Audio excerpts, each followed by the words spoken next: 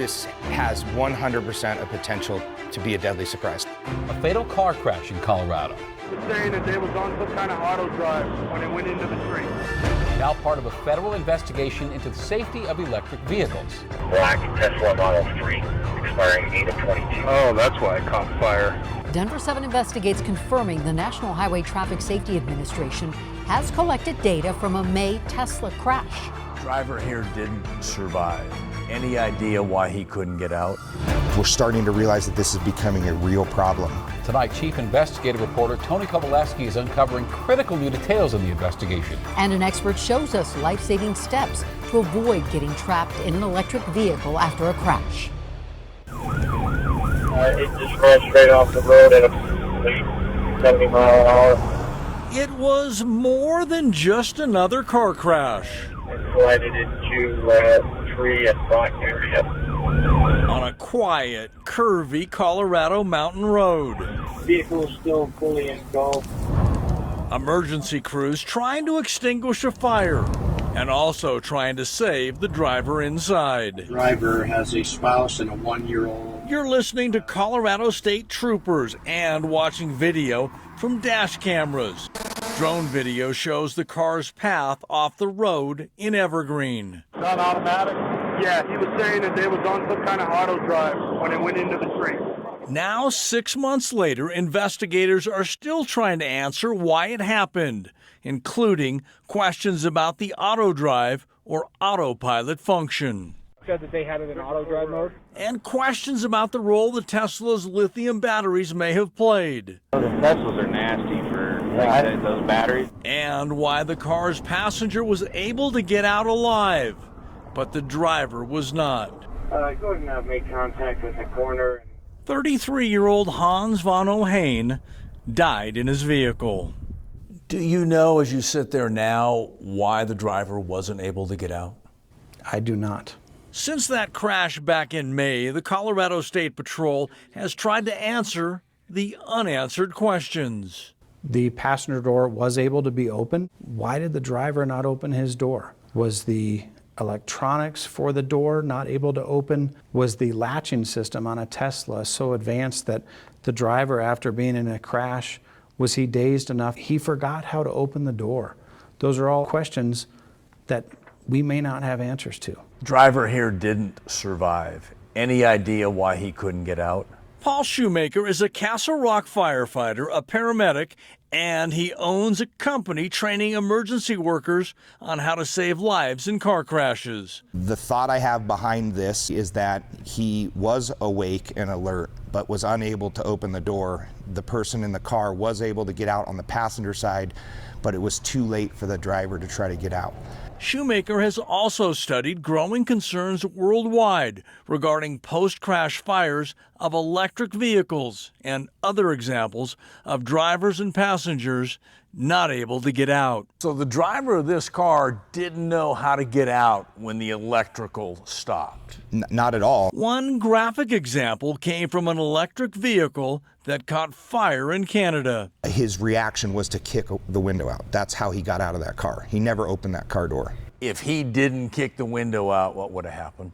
Reality is he probably wouldn't survive. So what do we have here? And that's why we asked this expert in extrication to show us.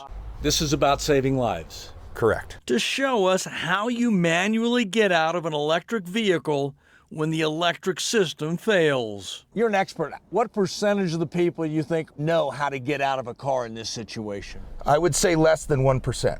Show me what we need to know. Every vehicle is completely different. If I was to lose power in this car door like I have lost right now, absolutely no power in this door, I can pull this as hard as I want and this car door will not open. There is a mechanical override which is down here in the carpet, and if you look right here where we've skinned the vehicle, you can see what it looks like. And in some cars there's a significant difference between the back seat and the front seat. For this vehicle, in order for me to get it into a mechanical override, I have to pull it all the way out, and now the car door will open. Getting out alive leads us back to getting answers. I said that they had it in auto drive mode? And the ongoing investigations, including questions surrounding the car's autopilot function.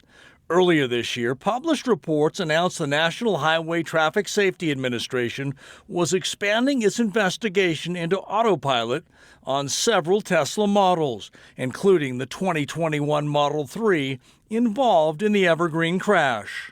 They have all the information from this crash, and they are looking at this at their level. Do you know if this vehicle was being driven by the driver or autopilot?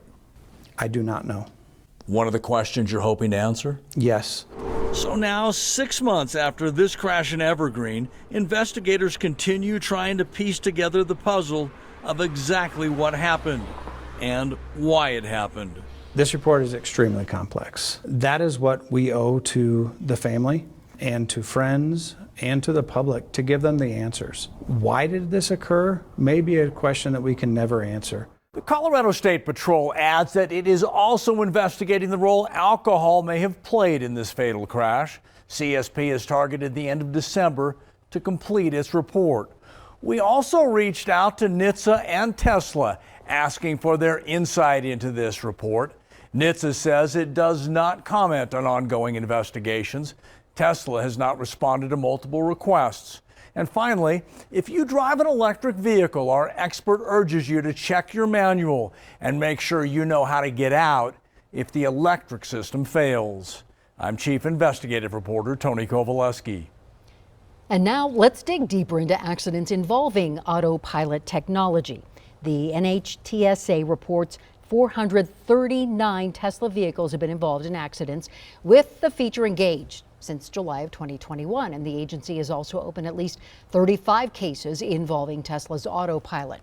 Crashes involving Tesla's autopilot technology are higher than any other manufacturer in North America. Of course, we want to clarify here that could be due to the fact that Tesla sells more self-driving vehicles than any other company in North America. And some important context here. Despite reports of accidents involving Tesla's autopilot feature, data shows the software is actually making driving safer. According to the National Highway Traffic Safety Administration, 94% of vehicle accidents in the U.S. are due to human error. Additionally, Tesla's latest safety report, which discloses crashes involving autopilot technology, showed that only one crash occurred for every 1.5 million miles when the feature was inactive. But when autopilot was used, only one car accident happened for every 4.3 million miles. And ultimately, Tesla's self-driving technology isn't perfect. The company tells its drivers they must monitor changes on the road as they happen, and drivers are liable under the law during crashes, even if Tesla's autopilot was being used. Tesla's vehicles are currently a level 2 autonomous technology. That's according to the Society of Automotive Engineers, and that means automation falls short of full self-driving because a driver can take control at any time. And the SAE says many technological leaps are still needed before reaching level 5, which denotes full automation.